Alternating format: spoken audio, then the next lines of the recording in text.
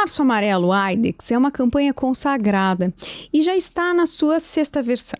Desde 2020, a AIDS vem preocupada em trazer para vocês o conhecimento de como os rins se relacionam com o resto do corpo, na saúde e na doença. Já falamos de rins e doenças endócrinas, doenças gastrointestinais, infecciosas e cardiovasculares, sempre amparados por especialistas de altíssimo gabarito e de muita experiência clínica. Se você perdeu estas campanhas, não se preocupe. Lá no nosso canal do YouTube temos todas as aulas na íntegra para você ver e rever quantas vezes quiser. Mas não vai para lá agora não, fica aqui, porque o último episódio do Março Amarelo 2026 está só começando. Nosso objetivo é que fique fácil para você entender aonde a doença renal começa, como fazer o diagnóstico de uma forma precoce e como usar essas informações para melhorar a sua conduta clínica e, obviamente, a resposta dos seus pacientes. Eu sou a Aline Baumann, médica veterinária, atuante no mercado há 24 anos, especialista em patologia clínica veterinária e gerente médica da AIDS América Latina. Eu sou Patrícia Mosco, médica veterinária, professora atuante na nefrologia desde 2008, mas já estou formada há 24 anos. Hoje sou o host do Pet Doccast, o podcast da família multiespécie. Mas agora, neste momento, sou sua host nesse último episódio do Março Amarelo 2026, junto com uma das minhas bestes, Aline Baumann. Que honra, Paty, ter você conosco em mais um Março Amarelo. Esse Março Amarelo 2026 está dividido em 4 episódios. No primeiro episódio, falamos sobre o passo a passo da avaliação renal. No segundo, abordamos o impacto da pancreatite sobre os rins. No terceiro, falamos sobre síndrome cardiorrenal. E hoje falaremos sobre a saúde renal no paciente oncológico. Será que você sabe realmente extrair todas as informações necessárias para a melhor condução do seu caso clínico? Para aprofundar essa discussão, vamos compartilhar um trecho do encontro Expert Meeting, promovido pela AIDS, que reuniu importantes nefrologistas de mais de 20 países da América Latina e o time global médico da AIDS, para debater atualizações e temas avançados em nefrologia e o papel da SDMA. A doutora Rebeca Dabiero é uma importante oncologista americana e hoje nós a traremos com sua visão sobre como o câncer pode afetar a função renal e influenciar nossas decisões clínicas. Se você maneja pacientes oncológicos e quer proteger a função renal de forma estratégica, esse episódio é para você. Acompanhe o Março Amarelo e pergunte aos rins como eles estão. Para começar, a gente vai falar sobre o impacto do câncer sobre os rins. E certamente veio aí na sua cabeça que esse impacto ele vem da toxicidade de alguns quimioterápicos. Mas eu vou te contar, não é só isso não. Para isso, a gente vai chamar então a doutora Rebeca Dabiero para falar para vocês um pouquinho mais sobre como o câncer impacta a função renal e sobre como a quimioterapia impacta a função renal. So, kind of what I want to highlight here before we go into some of the more detailed publications about SDMA and PRMT5 specifically is that I want to take a few minutes to highlight the impacts of neoplasia on renal function. So I started to introduce the topic, but what we'll highlight are the direct impacts and the indirect impacts. And what I mean by that is the direct impacts, we think about infiltration of the kidneys causing dysfunction. And so we can see that with primary renal tumors in dogs and cats, most commonly carcinomas, lymphomas, and then less commonly sarcomas. And one that I don't have listed here would be nephroblastoma, which is rare but does occur. And then we also have to think about metastatic involvement of the kidneys. So this is a common organ for hematogenous spread due to the high blood flow to the kidneys and those small capillary beds that are present. And so that can lead to dysfunction eventually for patients that develop metastasis as a late component to their solid cancer. The indirect impacts of kidney function that I want to highlight are really just as important, if not more important and more common than those direct impacts, because primary kidney neoplasia is not common. But we do have to keep in mind we can see chemotherapy-associated toxicities. We can also see paraneoplastic syndromes like hypercalcemia, proteinuria, and hypertension lead to further compromise of renal health. And then we also, again, have to keep in mind obstructive causes with our urothelial carcinoma patients. And then more generally, we can see cachexia and systemic inflammation from our cancers and in our cancer patients contribute to kidney dysfunction. Now we'll highlight the impacts of chemotherapeutics. When we think about chemotherapy, there are several that have toxic effects to the kidneys. A few I've listed here. One is cisplatin. So cisplatin is one of the more nephrotoxic agents we have available. In one statistic, about 30% of humans can actually develop acute renal failure after their first dose of cisplatin. So just to highlight how common it is. In our dog patients in early studies, what was shown is that about 8% of dogs developed toxicity, and it was usually after 2 or 3 doses. Now with cisplatin, we don't use it as commonly, but one of the reasons this is toxic to the kidneys is that it does accumulate inside the renal epithelial cells via a certain transporter called the OCT or OCT2 transporter. So cisplatin actually reaches very high concentrations, up to 5 times higher in the renal epithelial cells compared to in the serum, which is one of the reasons it can be very harmful to the kidneys. So we more often use carboplatin, and carboplatin is less renal toxic. Now with carboplatin, it still can occur, and we have to be careful in patients that have pre-existing kidney impairment. And so the kidneys primarily excrete carboplatin, and what's been shown is up to 70% of the dose will appear in the urine within 24 hours. So its clearance has been directly correlated with creatinine clearance. And in humans, there is a formula that is used to dose their carboplatin based on GFR. So again, highlighting the importance, could SDMA play a role? Doxorubicin is another drug that we commonly use for a lot of different cancers, and we have to be careful in cats because we can see a cumulative nephrotoxicity. Now, in cats treated with doxorubicin, we can see histopath changes in their kidneys. And those changes can include tubular damage and necrosis.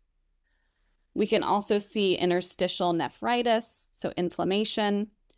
And these changes can lead to that renal dysfunction. Again, it's typically cumulative after several doses, but the severity can vary. In my cat patients on doxorubicin, before every treatment, they would have their renal parameters assessed to check for safety and monitor for signs of toxicity. Finally, I'll touch on Palladia. Now, this is an oral, so it's a pill chemotherapy. That's a small molecule inhibitor. It's primarily available in the United States, and it was approved for treatment of canine mast cell tumor. But it does have efficacy against other cancers, and it also has been studied in cats. Now, I just bring it up because it can cause, in up to 25% of dogs, it can cause kidney problems, mainly proteinuria. And that can range from very mild to nephrotic syndrome.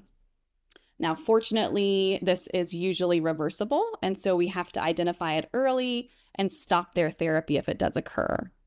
It does that by inhibiting the vascular endothelial growth factor pathway, or VEGF pathway for short, and it really leads to injury to the podocytes in the kidneys.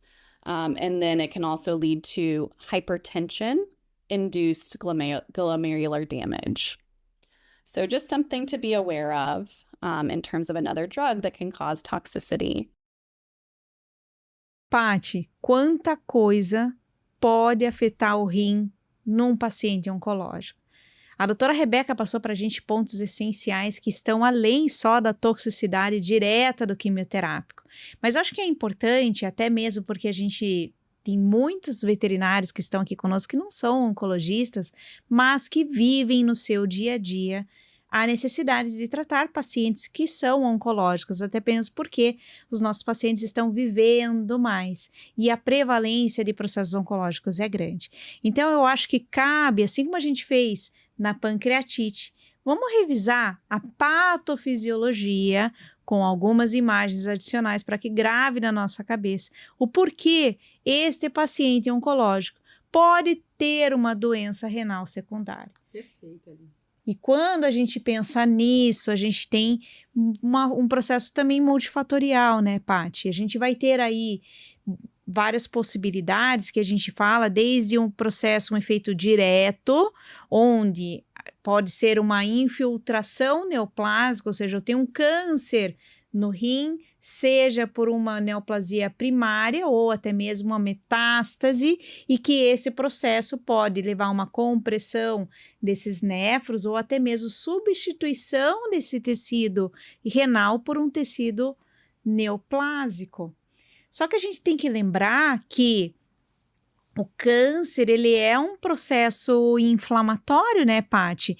E assim a gente vai ter aí vários efeitos indiretos que podem acometer essa função renal secundária, e o processo inflamatório é um deles. Então, esse câncer, ele produz aí uma inflamação sistêmica com produção de citocinas inflamatórias, que leva a uma disfunção endotelial, que faz com que essas camadas, né, que revestem os vasos sanguíneos, quando se tem uma disfunção endotelial, elas percam a sua capacidade de se autorregular.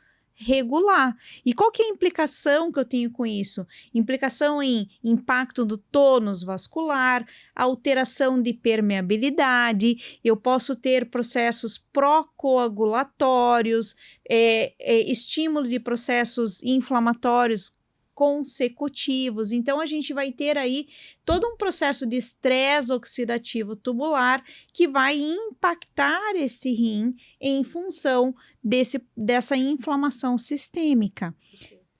Além disso, aqui, Paty, acho que eu vou até pedir para você me ajudar nesse processo, porque a gente tem aí a famosa síndrome paraneoplásica, né, desse paciente, onde ele vai ter aí hipercalcemia, ele pode ter proteinúria secundária, ele pode ter hipertensão. Por que isso acontece nesse paciente? Aline, além da gente entender esses mecanismos, eu acho que aqui cabe uma observação importante, que é a seguinte: mesmo que você remova o tumor primário, ou que você consiga tratar, né, os diversos focos neoplásicos, uma vez que a síndrome paraneoplásica ela se estabelece, a gente não consegue ter remissão da síndrome.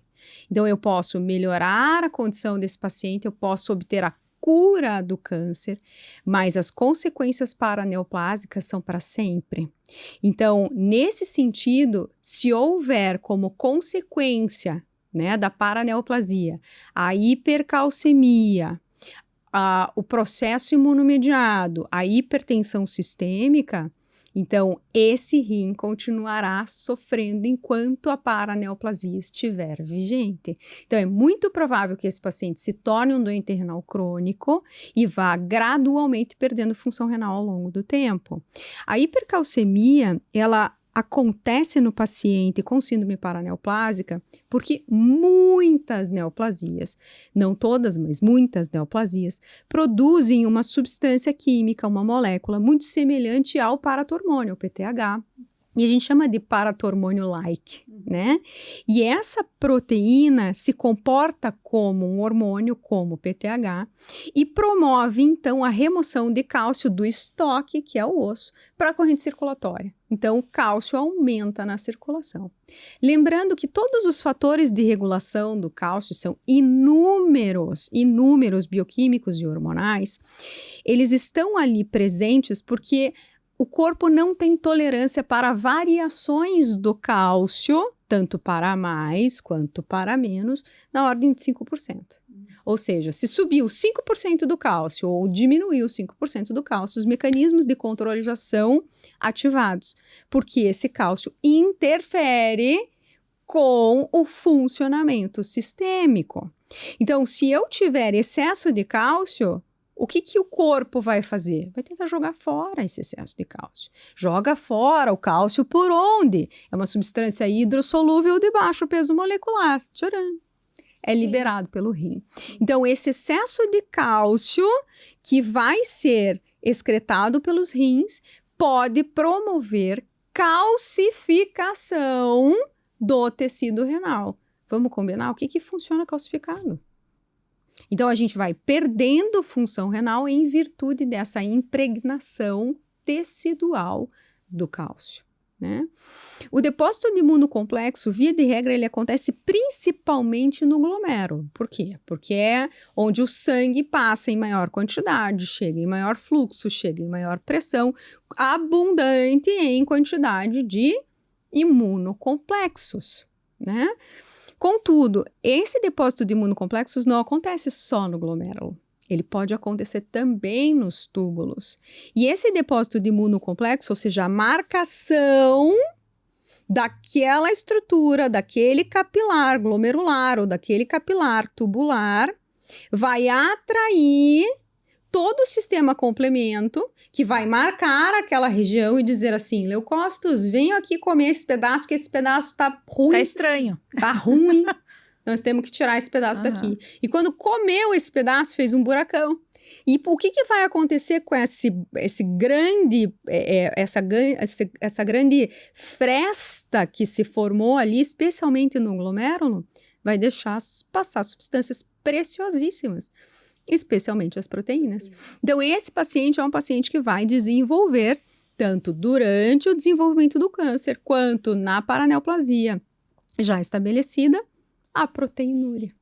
E a proteinúria vai trazer consequências tubulares, vai acelerar a velocidade de progressão da doença renal, pode chegar a fazer falta na circulação sanguínea. Então, esse paciente vai ser um paciente que ele precisa ser conduzido como um paciente proteinúrico. Se o câncer estiver presente, talvez ainda agudo. Se o câncer estiver presente há muito tempo ou já ser decorrente de um processo paraneoplásico como um proteinúrico crônico. Até porque a proteinúria é um fator de progressão de doença renal. Exatamente, acelera muito a velocidade de progressão de doença renal. E por último, não menos importante, a hipertensão sistêmica. Também acontece por uma disfunção endotelial ligada ao cálcio. Porque lembra que existe os antihipertensivos que são bloqueadores de canal de cálcio? Amlodipina é o principal exemplar, né? Por que essas substâncias elas são antihipertensivas? Porque quando o cálcio entra através do canal de cálcio no endotélio, no tecido que reveste internamente os vasos sanguíneos, ele ativa o processo de vasoconstricção. Então, para haver vasoconstricção, eu preciso de cálcio. Se eu tenho excesso de cálcio, então, nesse paciente, eu terei excesso de vasoconstricção. Então, nesse paciente, eu diminuo a área, mantenho o volume, a pressão sobe. E aí, se eu tenho um fluxo de sangue, uma pressão de sangue determinada chegando ao rim, né? Como eu ligar uma mangueira para irrigar o jardim. Se eu diminuo o espaço, ou seja, eu boto o dedinho na ponta da mangueira, o que vai acontecer? Vai sair com maior pressão. E essa maior pressão, maior velocidade, pode danificar o tecido com o qual esta pressão está tendo contato. Então, eu vou lesionando especialmente o tecido glomerular e abrindo poros. Quando eu abro poros, eu tenho proteinúria como consequência. Então, eu posso dizer que essa síndrome paraneoplásica vai ter os efeitos do aumento do cálcio, seja ele por calcificação do tecido renal, por promoção da hipertensão por vasoconstrição das arteríolas renais. E não só das arteríolas renais, de todos os vasos, sistemicamente. Porque eu não terei só hipertensão renal, eu tenho hipertensão sistêmica. E também a proteinúria do processo imunomediado glomerular. Então, é um paciente que, como você comentou, mesmo se a gente tiver sucesso no tratamento oncológico, essa síndrome paraneoplásica ainda é um fator importante de progressão e de afecção renal secundária. Exatamente. Além disso, Paty, a doutora Rebeca comentou muito a respeito do efeito e do impacto de drogas quimioterápicas que a gente precisa para o tratamento. Porém, se a gente entender que o monitoramento renal e fizer um monitoramento renal desse paciente associado, isso pode nos ajudar na escolha da droga quimioterápica e também no ajuste de dose e frequência que esse quimioterápico vai ser dado. Até porque eu preciso desse paciente vivo, não apenas sem tumor, né? Então, não vou discorrer aqui a respeito dessas drogas, mas a gente sabe que várias drogas quimioterápicas são nefrotóxicas para esse paciente nefropata. Então, monitorar com marcadores de lesão e marcadores de função para entender o impacto não apenas do câncer, mas também da medicação, é um passo importante para que a gente possa monitorar adequadamente esse paciente oncológico. Exatamente. Aline, você comentou agora há pouco que o câncer, ele gera um processo inflamatório. É um corpo estranho, é uma célula estranha, o sistema imune, ele está ali para reagir aos corpos estranhos que adentrem o organismo. Então, o processo inflamatório é uma condição presente sempre. Tanto que não é de estranhar que os protocolos antineoplásicos, eles sempre têm um anti-inflamatório em associação, né? E esta informação abre uma possibilidade de monitoração laboratorial desses pacientes, não é verdade? Com certeza, Paty. E aqui vem a proteína C reativa de novo. Como você falou, o câncer, ele é um estado pró-inflamatório crônico, sistêmico, com alta produção de citocinas inflamatórias, que também leva a um aumento do estresse oxidativo. Esse artigo científico eu gosto bastante porque ele mostra justamente isso, de uma forma laboratorial, que vários tipos de neoplasias estão envolvidas com o aumento de proteína C reativa. Inclusive, grandes centros oncológicos passaram a aderir à proteína C reativa no monitoramento dos pacientes em tratamento com quimioterapia. Por quê? Esse estudo nos trouxe a informação de que se a gente conseguir manter a concentração de proteína C reativa abaixo de 10 miligramas por litro, lembrando que aqui a gente está se referenciando a 10 miligramas por litro, isso está correlacionado com uma redução do PFS. O que é esse fator? É um fator de progressão do tempo de sobrevida, que na prática quer dizer quanto tempo este tratamento instituído conseguiu adiar ou manter a doença oncológica controlada. Ou seja, se eu conseguir manter o processo inflamatório secundário ao câncer controlado, este paciente tem maior chance de sobrevida sem demais impactos sistêmicos.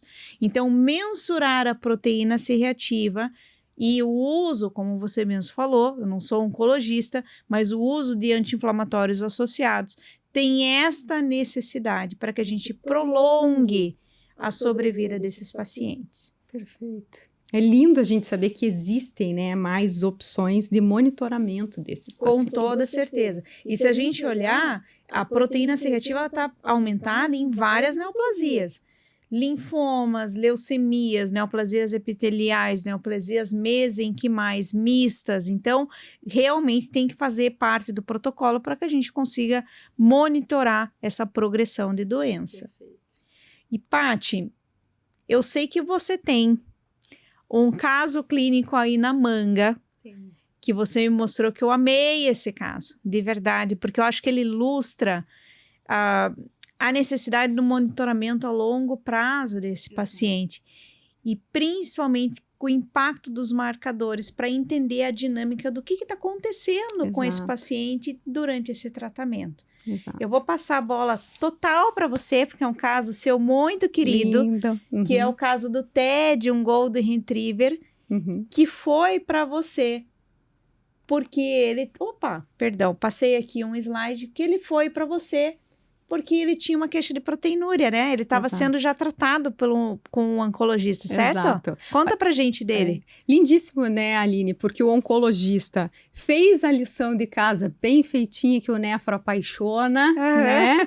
Fez o exame de urina, detectou proteinúria, sabia que isso poderia estar relacionado com o câncer, né? Monitorou essa proteinúria e disse, opa, aqui eu não tive sucesso, preciso de ajuda.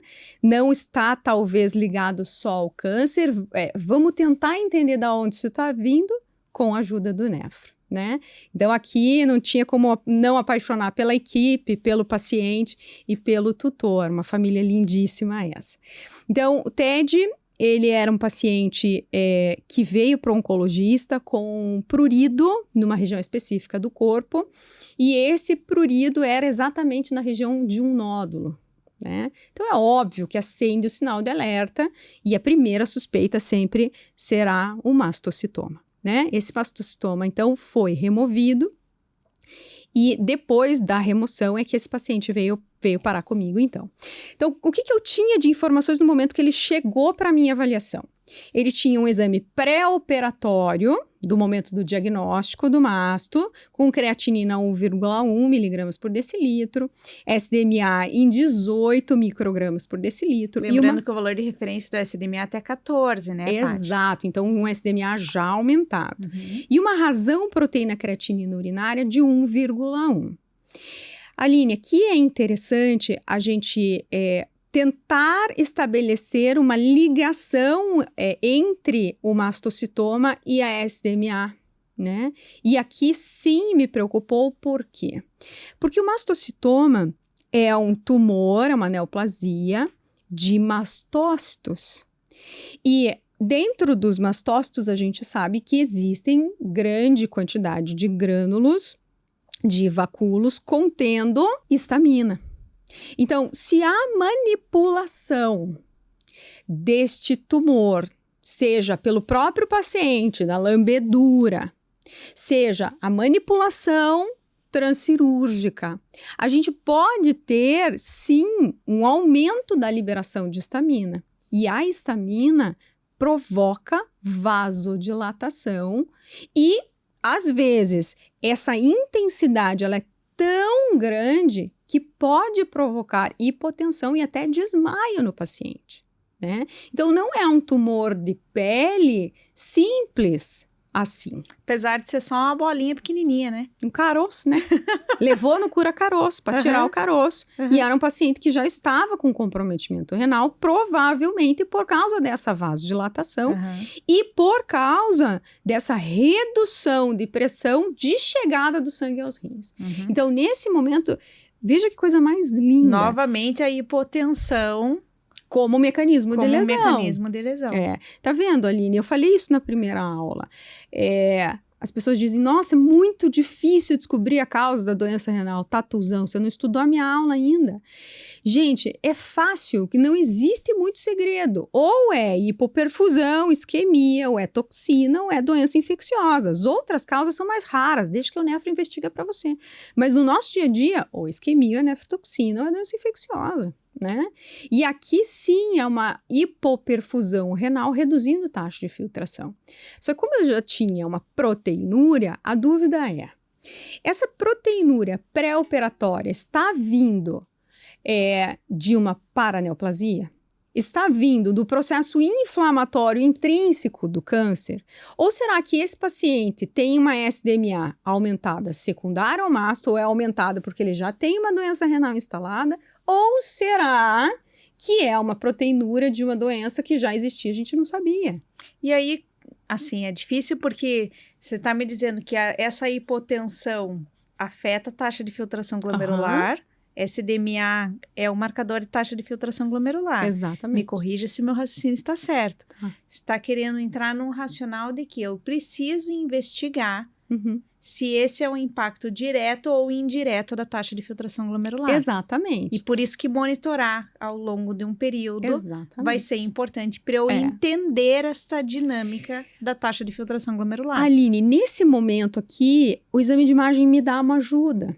Porque o exame de imagem, ele pode trazer para mim sinais de cronicidade no rim.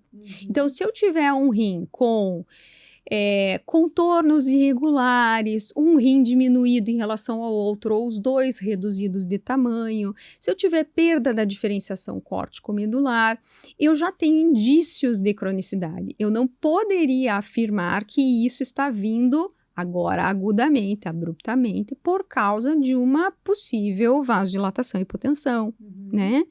Mas se eu tenho um exame de imagem me mostrando uma anatomia renal normal, aí a chance de ser aguda é muito maior. E era o caso do TED. Eu tinha uma anatomia completamente normal, renal, né? A ansiedade diante desse caso, ela foi tão grande que o onco coletou já no pós-operatório imediato os exames de novo para monitoração. E o que foi visto nesse pós-imediato? Uma creatinina de 1,3, ele não repetiu a SDMA nesse momento. E a razão proteína creatinina urinária, olha lá, ó, aumentou 1 ponto praticamente. Meu Deus do céu, essa proteinúria piorou, que coisa horrorosa. Calma, processo inflamatório. Cirurgia é uma agressão, por mais que seja uma agressão planejada, calculada, necessária, é uma agressão. E o processo inflamatório cicatricial, ele se estabelece. Então, é esperado num pós-imediato, e vamos combinar, dependendo da extensão, né, do procedimento cirúrgico, até 30 dias de pós-operatório, ainda em processo inflamatório de resolução e cicatrização. Então, é esperado que essa razão aumente no primeiro momento. O que não pode acontecer é essa razão persistir aumentada depois de 30 dias. É por isso que a gente não pode tomar nenhuma decisão com uma única mensuração de UPC, certo, Paty? Exatamente. Nesse momento aqui, volto a dizer da preocupação do colega, esse paciente foi monitorado em 15 dias, especialmente por causa da preocupação do aumento da SDMA e a necessidade ou planejamento de possíveis outras intervenções. Então, a creatinina em 15 dias estava 1,3, SDMA voltou à normalidade em 8, ou seja, realmente foi pontual, realmente foi agudo. E a razão proteína creatinina urinária reduziu para 0,97. Então, aquele 2, toda aquela magnitude estava ligada ao processo inflamatório pós-operatório. Contudo, não estava normal. Se observa que persiste ainda 0,9. Só que veja, eu tive entre a primeira mensuração e a segunda mensuração, o intervalo muito próximo a 15 dias. O que a literatura fala pra gente? Tem proteinúria? Calma, respira, não é para sair prescrevendo medicação para o paciente com uma única avaliação ou no intervalo muito curto. Porque existem proteínas na urina que vêm de antes do rim, que a gente chama de proteinúria pré-renal, e depois do rim, que a gente chama de proteinúria pós-renal. E esse paciente estava em proteinúria pré-renal clássica. Por que clássica? Porque até 30 dias de pós-operatório eu ainda tenho o processo inflamatório instalado. Então, eu não poderia tomar uma decisão terapêutica baseado naqueles 15 dias. Então, o meu planejamento: 30 dias após o procedimento cirúrgico, a gente repete o exame, ou melhor, 30 dias depois, com mais 15 dias, ou seja, 30 dias depois dessa última avaliação, eu teria certeza da resolução plena do processo inflamatório e aguardaria os 15 dias indicados por literatura. O que a literatura diz para a gente?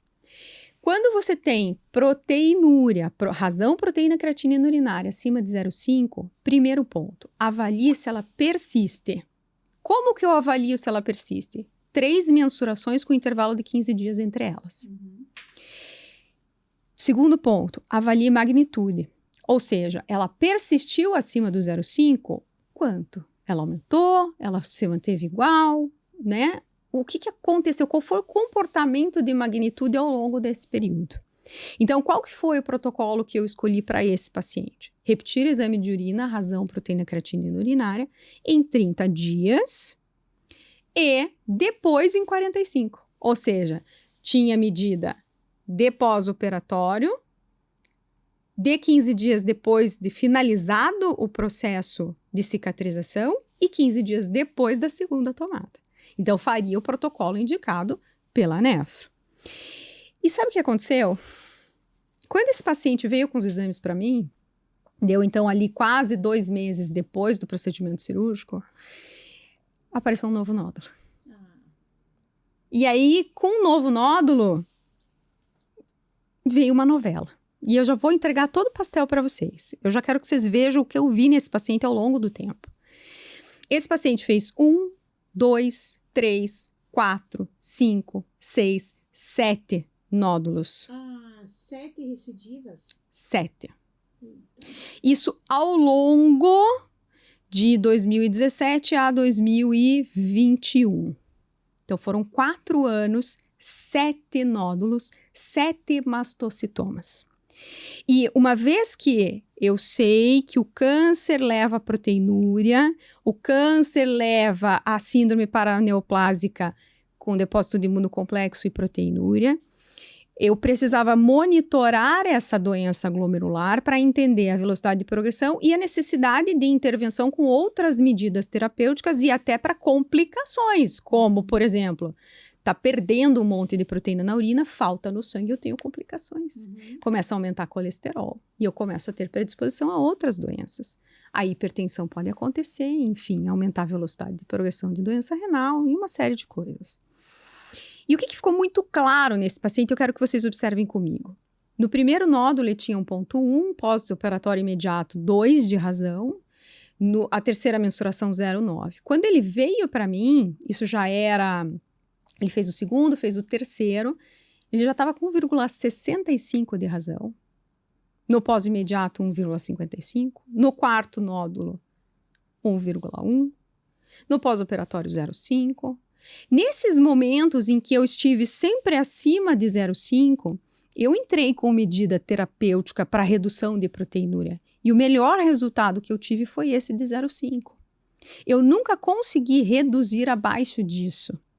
E essa é a expectativa que tem que estar alinhada com as medicações antiproteinúricas. Elas não são capazes de fazer o paciente voltar ao valor de normalidade. No máximo, reduzir 50% da proteinúria inicial. Então, se eu tinha 1,1, eu esperava 0,6. Aqui 0,5 foi fantástico. Se eu esperava 1, se eu tinha 1, eu esperava no máximo 0,5. Então ali, ó, de 1 para 0,6 tá ok. Mas vejam, todos os picos de proteinúria que esse paciente teve estavam relacionados ao aparecimento de novos nódulos. Ou seja, era um processo ativo e inflamatório. Então aqui, eu tinha o comprometimento renal, glomerular? Sim, porque a proteinúria nunca voltou ao normal. Contudo, ele se agravava pelo processo inflamatório da presença do câncer. Olha lá, terceiro nódulo 1,65, quarto nódulo 1,1, quinto nódulo 1 de novo, sexto nódulo 1,5, sétimo nódulo já subiu para 0,95. A proteinúria aqui, Paty, dá para a gente até comentar o seguinte, de que ela foi um marcador de recidiva para você? Aline, muito obrigada por fazer essa pergunta. Sabe por quê? No quarto nódulo e no quinto nódulo, como eu estava monitorando a proteinúria, Eu pedi o exame, já deixava a requisição com o responsável, ele fazia e trazia o resultado para mim com o paciente, avaliava pressão arterial, exame físico, conversa de qualidade de vida, todas aquelas coisas. E quando eu via que a proteinúria subia, eu dizia para ele, vamos sentar aqui, vamos procurar que tem nódulo? Daí ele, ai, Patrícia, por favor, não, sim. Daí a gente começava. Um golden de 50 quilos, peludo até a alma. E a gente que realmente, toda vez que teve recidivas, a proteína exatamente. aumentou. E aí, o que acontecia? O que aconteceu no 4º e no 5º nódulo? A gente descobriu dentro do consultório um nódulo novo que o responsável não tinha visto em casa. Nossa. Como ele pegou, aprendeu a referência, o que esse responsável fazia? Uma pessoa extremamente inteligente, extremamente cuidadosa, ele via que aumentava, ele mesmo procurava em casa. E aí ele achava, daí ele só me avisava, Patrícia, subiu, tem novo nódulo, tô indo lá para o oncologista. E era assim que a gente acabou mantendo o nosso relacionamento até ali, meados de 2020, quando entrou a pandemia e eu me afastei do atendimento. E aí ele passou a fazer a continuidade com outro nefro. Mas até aqui eu quero mostrar para vocês que a proteinúria, ela traz consequências. Porque a proteinúria, nesse caso aqui, ela vem de uma lesão glomerular, por causa do mecanismo de lesão do câncer no rim. E o glomérulo é o quê? É o lugar do filtro. Então, o que eu espero de comprometimento para este paciente? Que a função renal de filtração esteja impactada, né? Venha se alterar, se não está agora, que venha se alterar ao longo do tempo. Então, o que eu tenho que monitorar? Marcadores de taxa de filtração. Porque a proteinúria vai ser um marcador de lesão. De lesão, exatamente. E aí, em função disso... No local de lesão, esse local é um local de filtração. Então, se eu tiver um número de néfrons, um número de glomérulos locais que vão se somando, lesionados... Vai chegar uma hora que eles não vão funcionar bem. Não dão conta. E que aí os respectivos marcadores de função vão estar começar a aumentar. Exatamente. E foi exatamente o que a gente viu nesse paciente. Olha só. Coisa linda. Esse gráfico, ele mostra o balé da creatinina e da SDMA ao longo do tempo. Então, aquele primeiro momento a gente já conversou, 18 de SDMA, 1,1 de creatinina. Patrícia, por que estava só a SDMA aumentada? Porque provavelmente o impacto da hipoperfusão foi inferior a 75% dos néfrons, ou seja, acometeu menos de 75% dos néfrons, mas mais de 40%. Então, a SDMA foi sensível. Foi mais sensível que a creatinina. E a creatinina não foi, pelo número de néfrons comprometidos, né? Depois, o que a gente observou? A gente teve um pico de aumento de creatinina, que foi para 2,1, e a SDMA, que foi para 13. O que aconteceu nesse momento? Esse momento foi o momento do terceiro nódulo. Esse terceiro nódulo aqui, perdão, no quarto nódulo. Esse quarto nódulo, ele veio muito inflamado. E esse quarto nódulo degranulou tanto que fez um comprometimento da filtração de mais de 75% dos néfrons. Então, o que eu esperava nesse momento? Uma vez que a creatinina estava comprometida? Que a SDMA também estivesse. E foi exatamente esse o comportamento. E ambas ali me mostrando que aumentaram. O que mais que eu consegui perceber nesse paciente? Ele normalizou a SDMA, reduziu creatinina, chegou a entrar nos valores de referência de novo, 1,2, 1,4, 1,2, 1,1, 1,3, 1,3. E ele se manteve dentro dos valores de normalidade. Contudo, veja a SDMA como ela continuou aumentando progressivamente. E a creatinina, ela se manteve praticamente estável, né, Paty? Então, o que isso aqui significa? Que o dano à taxa de filtração glomerular, ou seja, a quantidade de sangue filtrado no glomérulo, ele reduziu porque eu tive um impacto permanente neste número de glomérulos.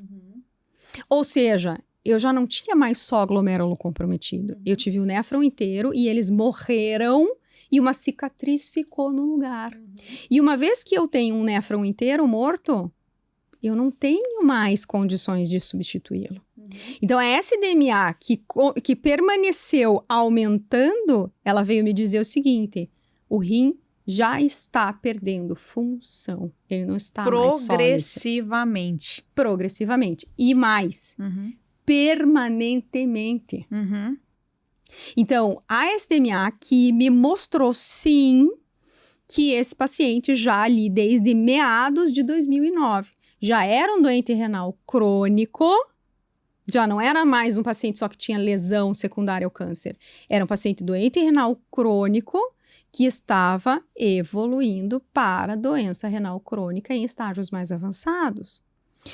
Olha que interessante, eu parei de acompanhar esse paciente ali em meados de 21, tive ainda algumas informações por contato com esse responsável, né, algum tempo depois, mas depois nós perdemos o contato. E eu soube que esse paciente veio a óbito em 2022. E nesse momento do óbito ele estava com 5 de creatinina. Veja como a proteinúria acelera a velocidade de progressão da doença renal crônica. Então, o que eu espero para um cão com doença renal crônica não proteinúrico, que a gente descobre no estágio 1 para 2, que foi o caso dele, que tinha, né, mecanismos que iam efetivamente fazê-lo progredir, que essa progressão acontecesse em 2 a 4 anos. Para o final, para o estágio terminal. Ele chegou no estágio terminal em 2 anos. E cabe dizer também, né, Paty, que além da proteinúria, o quadro inflamatório sistêmico que o câncer nos traz, o efeito da quimioterapia. Exato. E aqui depois eu fiquei sabendo que ele não teve só o 7º nódulo, ele teve o 8º também. Então, esse paciente certamente permaneceu inflamado durante muitos anos. Muito tempo. Muitos anos. E assim, aqui nos traz a importância de olhar essa creatinina juntamente com o SDMA. Porque se a gente olha a creatinina apenas nessa fase que ela está 1.2, 1.1, 1.3, ela parece estável. Dá a impressão que esse rim não está sofrendo com esse processo. Mas esse paciente, por meio do SDMA, teve a oportunidade de ter sido tratado este impacto renal e talvez postergado esse processo. E aqui, Aline, o que é lindo é que eu consigo dizer quanto de rim eu tenho comprometido. Mais de 40%, menos de 75%. Né? O que esse caso trouxe para a gente de lições? A importância de você monitorar lesões renais em pacientes oncológicos. Esse oncologista, ele foi de um cuidado muito grande. E ainda bem que ele fez isso. A proteinúria serviu como marcador de lesão. Então, a gente já viu o rim sofrendo lá no começo porque eu fiquei atenta à proteinúria. Não só eu, a equipe toda, especialmente o oncologista que encaminhou para mim. Mas não é esse marcador de lesão que eu uso para avaliar uma consequência de quimioterapia. Porque o sítio de lesão do quimioterápico, do fármaco nefrotóxico, é diferente do processo inflamatório. Então, não adianta eu usar a proteinúria como marcador de lesão renal no paciente em quimioterapia. Na quimioterapia, eu tenho que usar a enzimúria, GGT urinária, NAG, cistatina B. Monitorar a própria densidade urinária, que também é uma função tubular intersticial, né?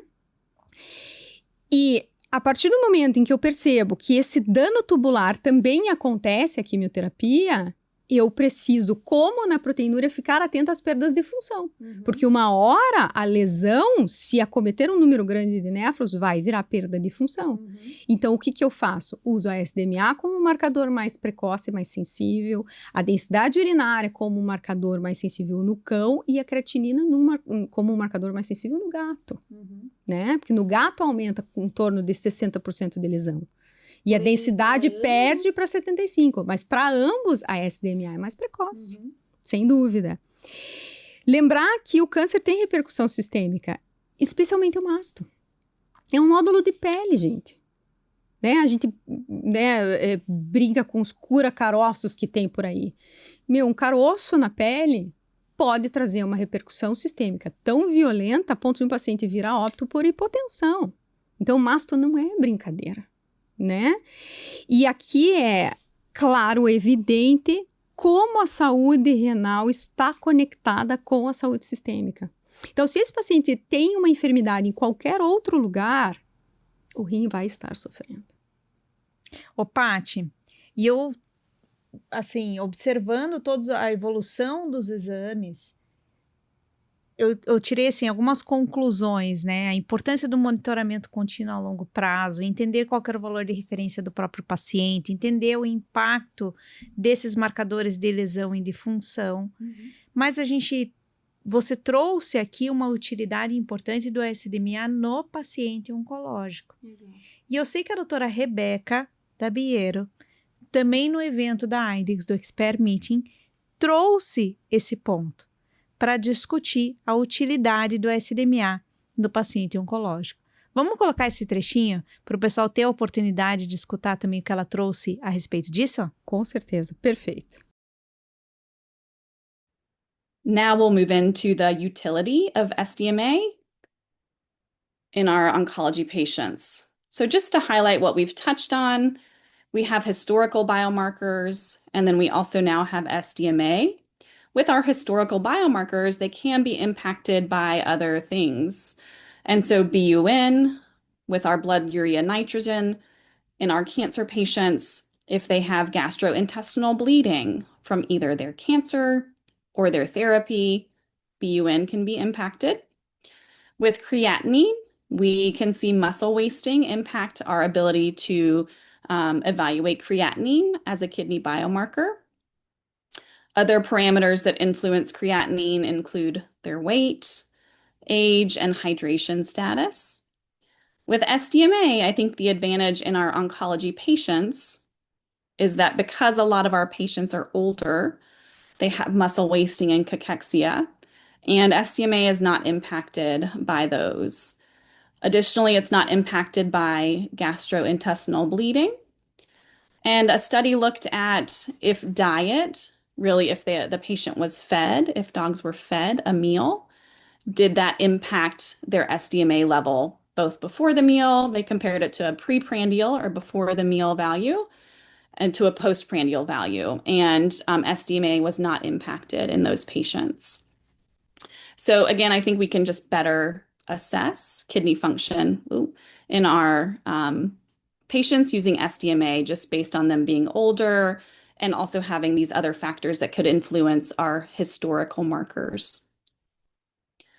So I think where it can play a role is making sure we have that baseline assessment when they're being worked up for maybe their non-specific signs or at the time of diagnosis. It's important to obtain that information for these different reasons. Additionally, if those patients go on to receive therapy, it is important to have a baseline assessment prior to therapy. The goal is then to catch trends where we see evidence of kidney toxicity and can help adjust our protocol. And with that, the goal is to improve quality of life and patient outcomes.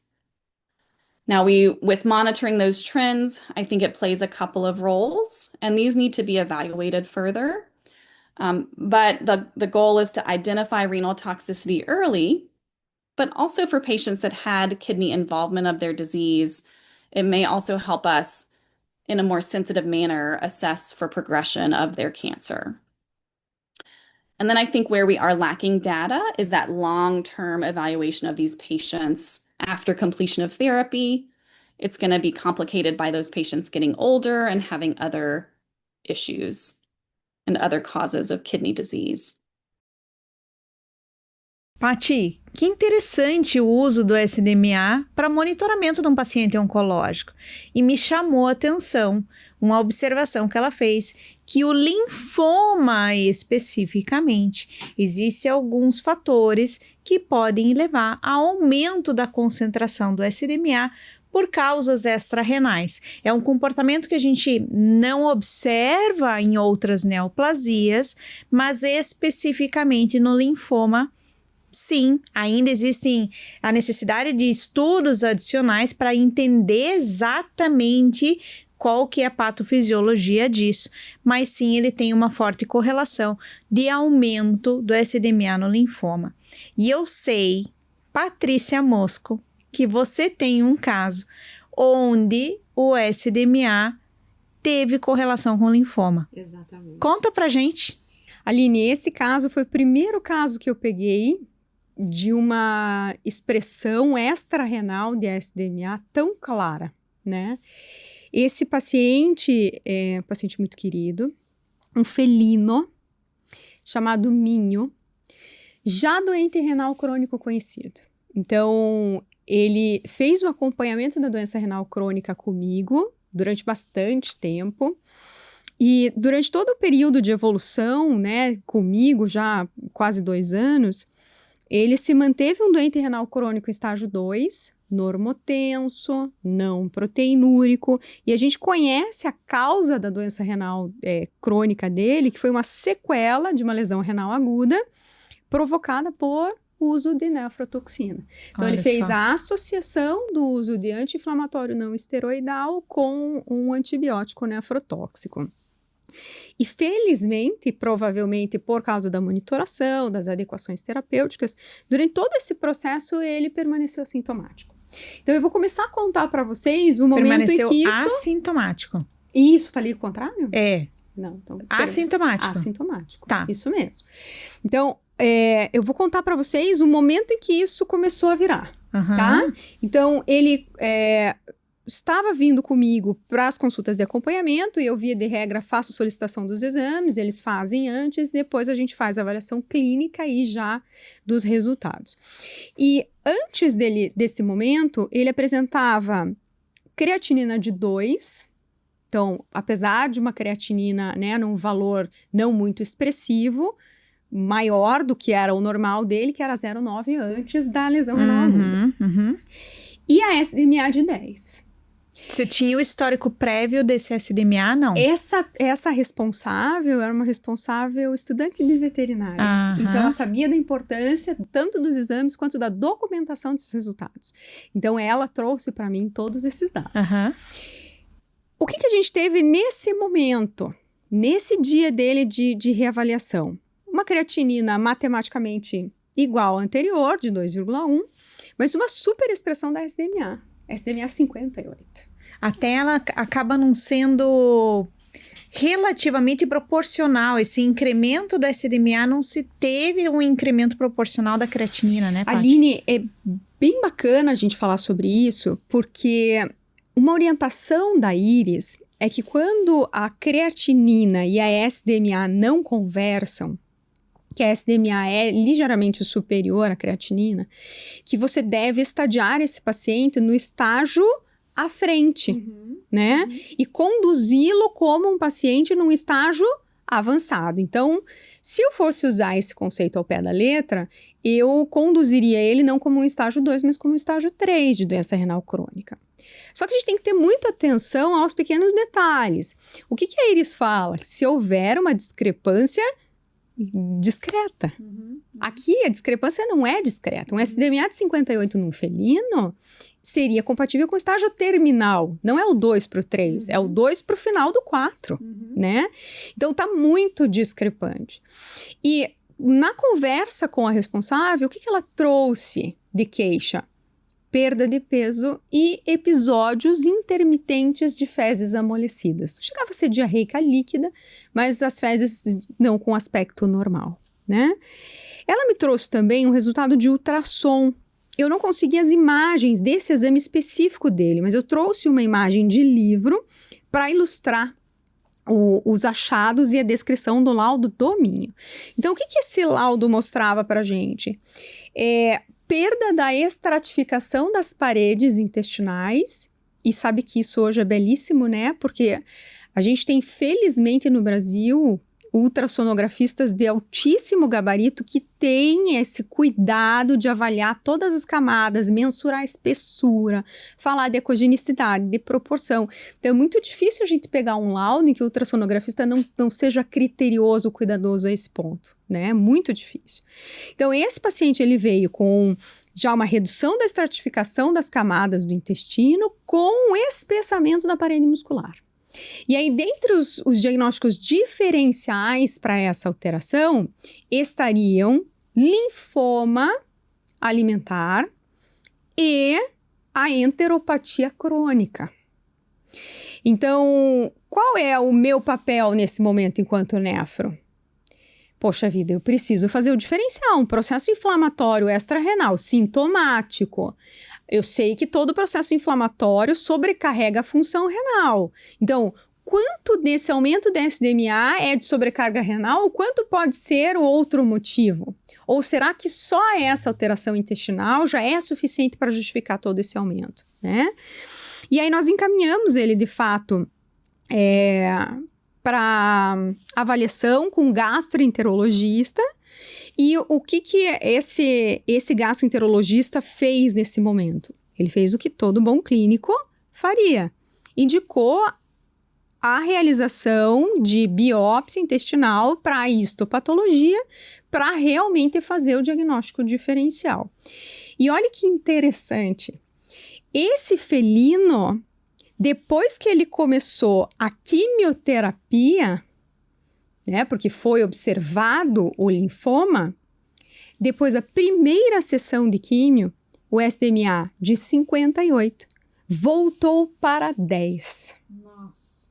Então, o que esse resultado trouxe para mim? E, na verdade, como eu já tinha essa informação de que existem causas extra-renais de produção de SDMA, quando eu encaminhei para o gastro, eu comentei sobre minha preocupação com linfoma por causa dessa superexpressão da SDMA, né? E aqui veio a confirmação. Então, de fato, toda aquela parcela nada tinha de piora de função renal, de sobrecarga renal neste momento, né?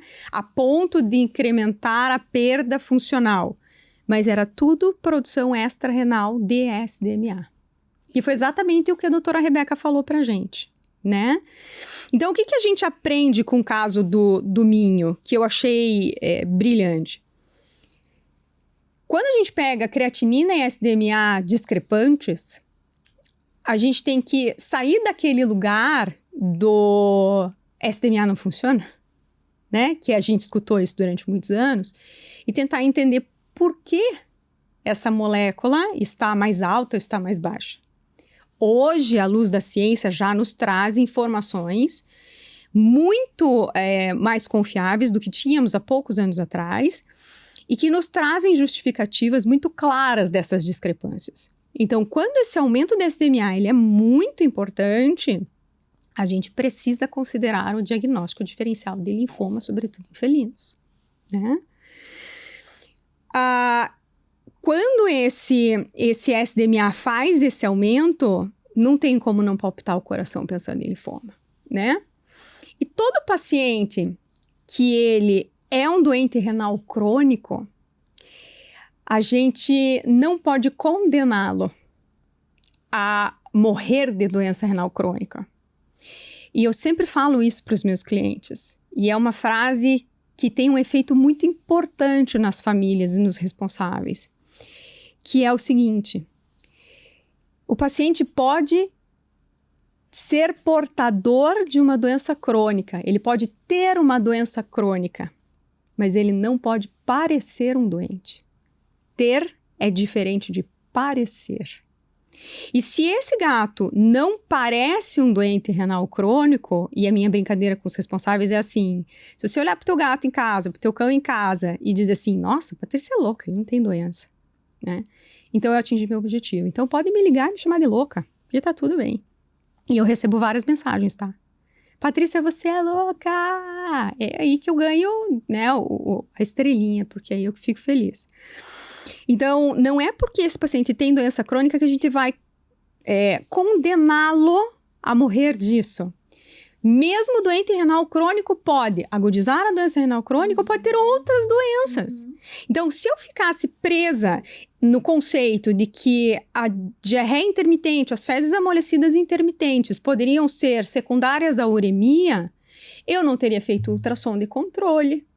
Eu não me preocuparia com a possibilidade de explicações extra-renais para o aumento da SDMA. Porque eu entenderia que diminuiu a taxa de filtração, o paciente está com intoxicação urêmica e está fazendo manifestação clínica gastrointestinal.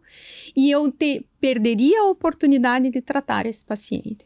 Então, não condene ele, continue investigando, porque como o rim sofre consequências sistêmicas, é muito importante que nós estejamos atentos a qualquer variação clínica ou laboratorial desse paciente, a possibilidade de uma outra enfermidade sistêmica estar sobrecarregando os rins nesse momento. Então é lindíssimo, né? Aprender tudo isso na prática, aprender isso com todos os nossos pacientes, né? Paty, adorei esse caso. Só que eu queria puxar mais um ponto, que é um ponto de dúvida que normalmente a gente recebe.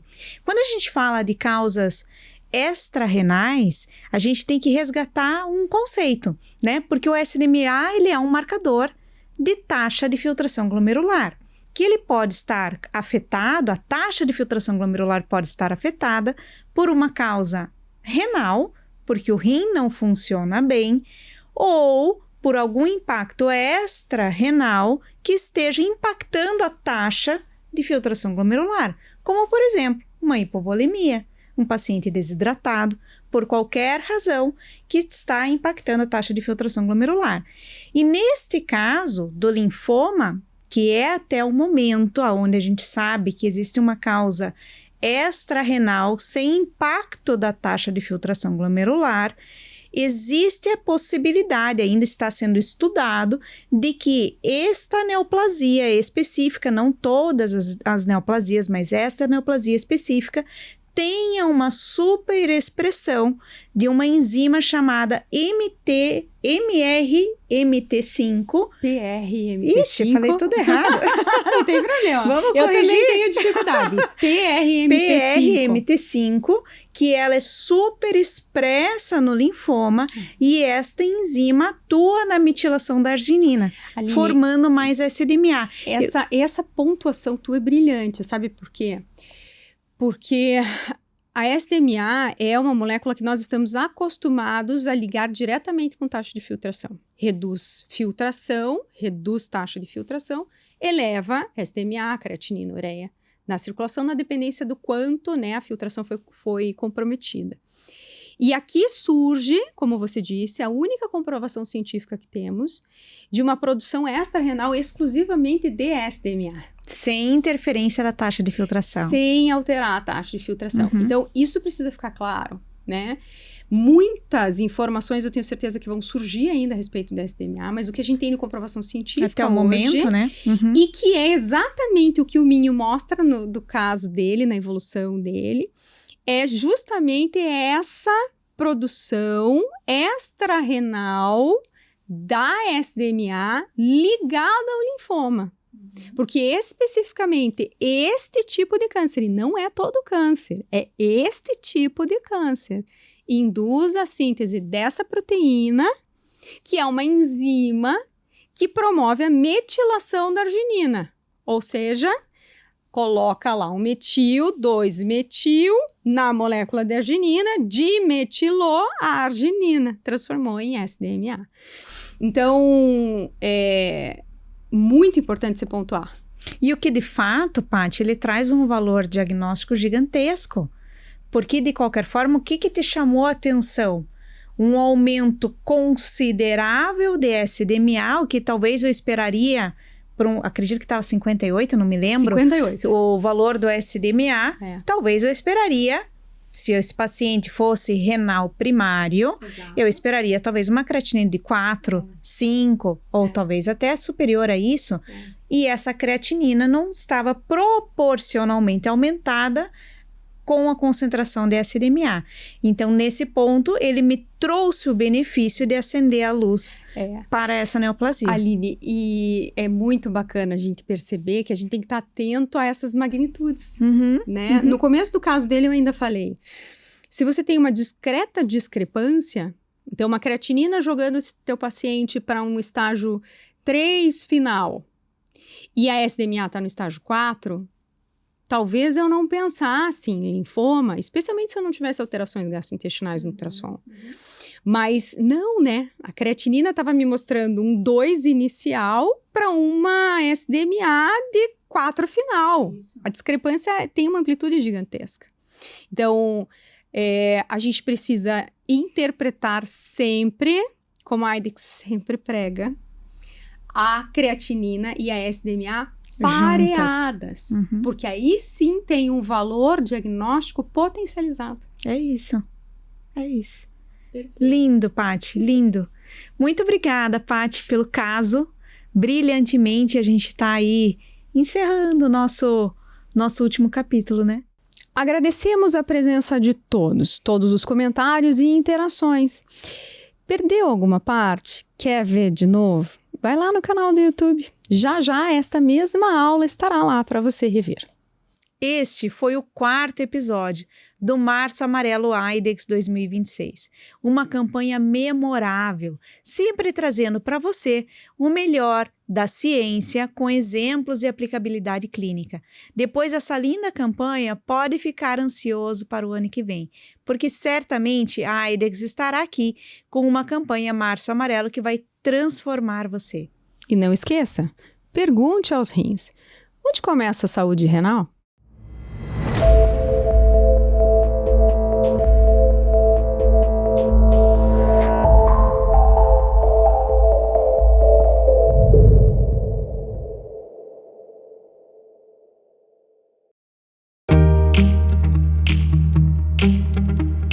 Medicina veterinaria es sobre diagnóstico completo y precoz. Con IDEXX, su clínica puede realizar un chequeo 360 en pocos minutos. Con IDEXX tienes prueba rápida y SNAP, hemograma en ProCyte One, un perfil bioquímico amplio, incluyendo el SDMA en el Catalyst One. Y ahora concluimos el análisis de orina con el UA y con nuestro nuevo SediVue DX. ¿Y sabes qué es aún mejor? Todos esos resultados estarán listos en menos de 15 minutos.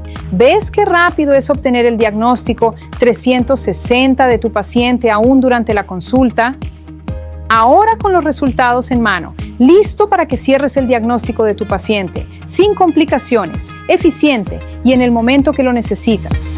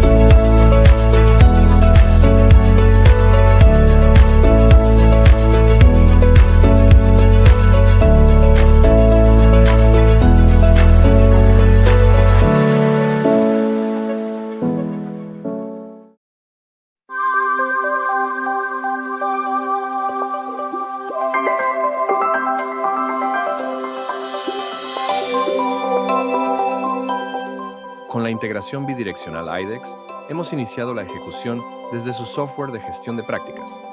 Toda la información del paciente se transfiere y el cargo se captura. Elija de la lista pendiente.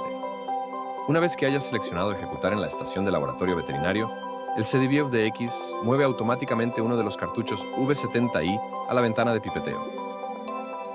Mezcla la muestra e inyecta en el cartucho V70i con la pipeta proporcionada.